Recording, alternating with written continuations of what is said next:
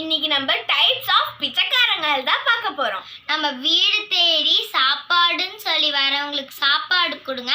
அந்த ஒரு வேளை அவங்க சாப்பிட்டாங்கன்னா நம்மளோட ஃபேமிலிக்கு புண்ணியமா வரும். சரி, இன்னത്തെ வீடியோக்குள்ள போலாமா? வீட்டில் யாராச்சும் இருக்கீங்களா?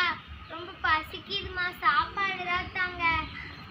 சாப்பிட்டு ரொம்ப நாள் ஆச்சுமா, வயிறு பசிக்குது, ஏதாவது சாப்பிட இருந்தா தாங்கம்மா.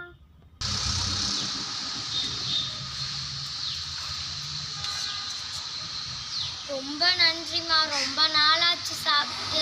நீங்களும் குடும்பமும் நல்ல புண்ணியமா. அடுத்தது நக்கல் பிச்சைக்காரங்க.